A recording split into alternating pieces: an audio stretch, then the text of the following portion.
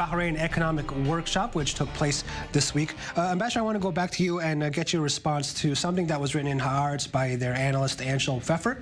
He wrote in his op-ed during the conference that the Bahrain gathering is still important.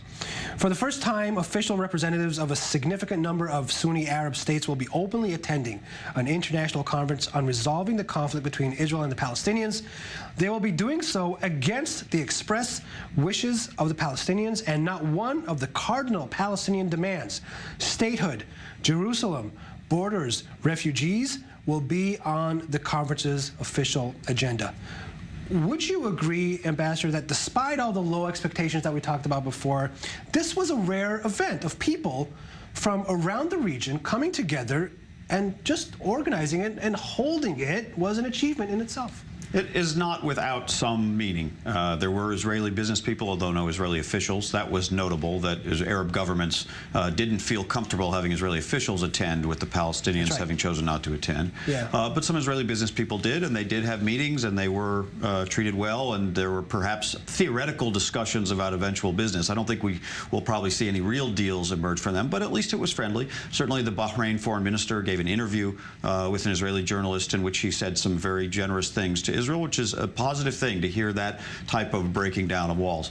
I think all of that, though, is low-hanging fruit, and the bigger test is what would happen when the political part of the U.S. plan comes out. If it's not consistent with the parameters of a two-state solution as we've previously understood it, I suspect a lot of those Arab governments won't go any further. They may even take a step back rather than be exposed for, as it would be understood by their publics, abandoning the Palestinian cause.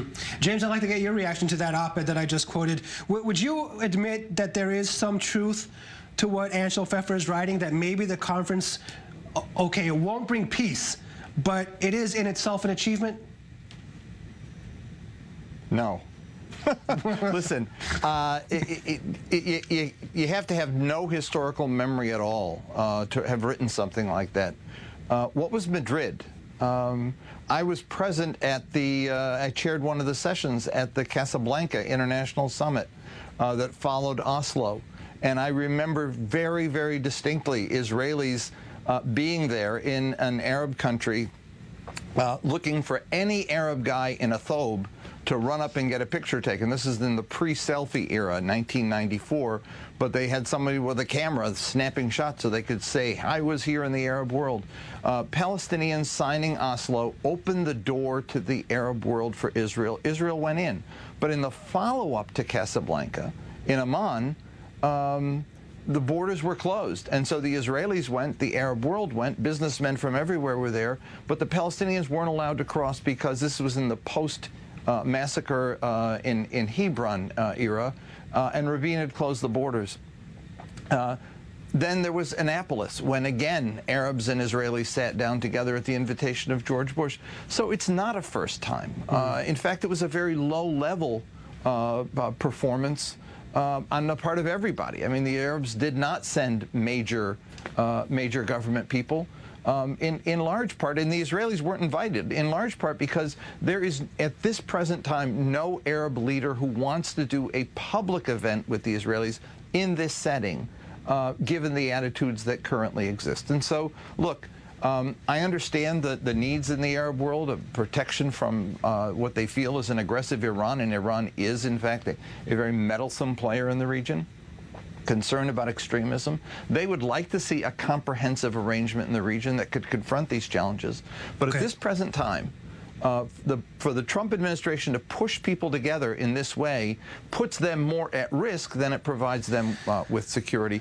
And the Palestinians have been the pawns in all of this. And I think it's unfair and patronizing for Jared Kushner to be blaming them for their economic problems, when in fact the best way to end the economic problems of Palestinians is in the occupation. Abe, I want your reaction to that, and also show you a quote from The Guardian, written by Martin Chulov, an op-ed written by Martin Chulov, says that in the end the deal of the century was little more than a failed clearance sale. Jared Kushner arrived in Bahrain touting bedrock principles at untenable discounts, and even then there were no buyers. You know, without that second political half, the economic proposal is essentially meaningless.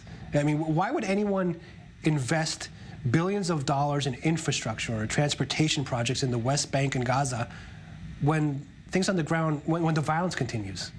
Because it's a step in the right direction in order to get the violence to not continue. Look, with all due respect, it's not 1994 anymore. It's not 2004 anymore. You've got a much different dynamic than you had then. And in fact, you had the Second Intifada, for example. It got bloody. If you had the I'm sorry, you're dealing with something a lot different. And the fact that you don't have, I find it interesting that, for instance, the Palestinian Authority has gone so overboard in protesting, burning Donald Trump in effigy, carrying the coffin around that for the Bahrain conference. Why? I ask why. And I think the answer is, it's not that they're afraid, that they think it's meaningless and they think it won't work. It's that they're afraid that it will. Otherwise, why react this way?